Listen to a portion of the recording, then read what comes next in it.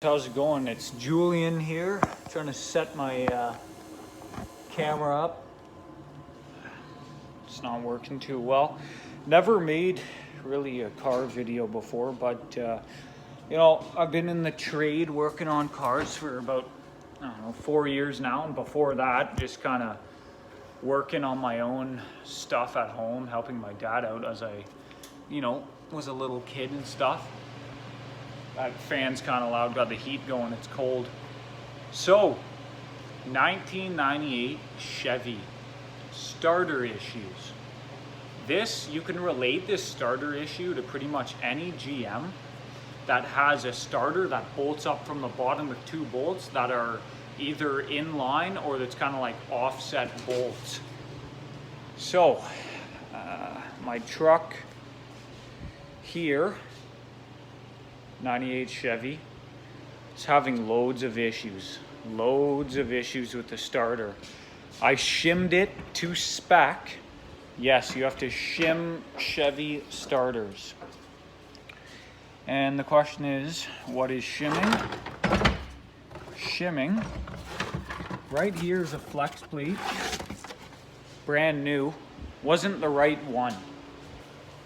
Basically, when you engage your starter with the key, these teeth right here mesh with the starter gear that is pushed out by the solenoid.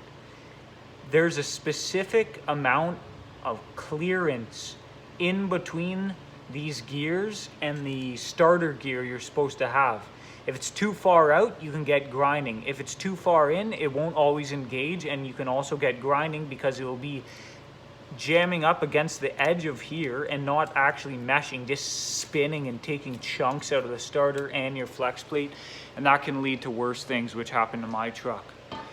So I figured out, because of this starter issue, that actually wasn't the shimming on my truck, totally destroyed the teeth on this ring gear. This isn't the one. The parts store gave me the wrong one. It was for a 4L80 when I had a 4L60 transmission.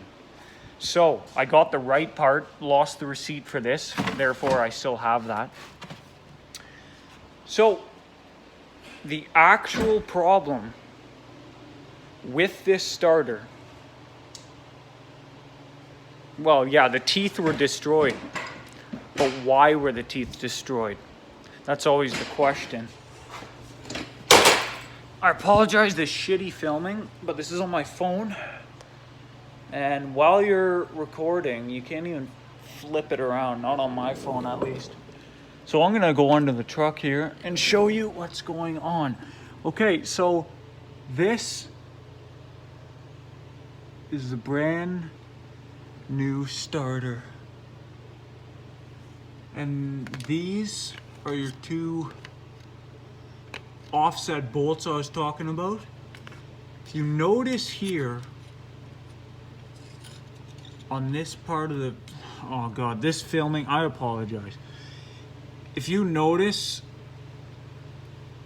these starters are finicky because you can mount it slightly cockeyed, either slightly off to the side or slightly too far lifted up in the back or too far drooping, kind of this end will sit too low or it'll sit too high up. Some old Chevs, they make a bracket so the starter doesn't come too far up, but that wasn't the issue with mine. The issue was when it was being bolted down, this end kept pushing too far in, which was making it cockeyed, and when the gear tried to mesh, it wouldn't mesh straight. So sometimes it just wouldn't engage into the flex plate. And right now, I tested the shimming by using paint to see where the teeth were making contact, and it was making contact at the perfect spot. So I was like, why the hell is it still messed up? This is pissing me off. Just had the transmission out, changed the flex plate and the starter, and shimmed it properly to spec.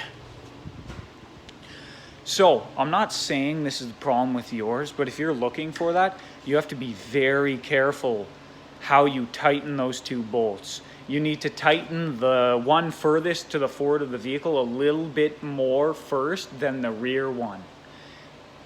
That worked for me. Like, there's loads and loads of forums about GM starter issues, and quite frankly, it's a pain in the ass. Because say they give you a starter with the wrong gear, there's too many gears, or there's not enough gears on it, or they're too big or too small. Like, holy shit, the aftermarket world can really screw you over sometimes. So be careful, you know, be skeptical about the parts you get sometimes, because you never know. But moral of the story for me is, you need to very specifically line up this starter. Even though there isn't even really an adjustment, it's more like an eyeballing adjustment. Like, there's no specific way to adjust how the bolts sit. They're tapered and they're supposed to go into a hole. Obviously, it's a bolt. But what I have right here is a example of these starter bolts. Right here, this area right here, these lines are made to bite. These bite so your bolts don't come loose. It's like a Loctite style design, but they are slightly tapered, as you see, so it goes from small to a little bit bigger, and that's what puts your bolts in straight. But guess what? It doesn't change the fact that the aftermarket starter can still wiggle back and forth a little bit. So before you tighten it, you have to kind of it's finicky. You gotta mess around with how it's sitting and maybe push it to one side and tighten it, and tighten one a little bit, then in the other, keep going back and forth until it doesn't jam anymore. And that's what I had to do. So hopefully that helps your problem, but then again, your problem could be 10 different reasons. Wrong flex plate, shitty flex plate, a cheap flex plate where the teeth weren't manufactured to proper specs. So there's loads of different issues, but this might help you. Thanks, bye.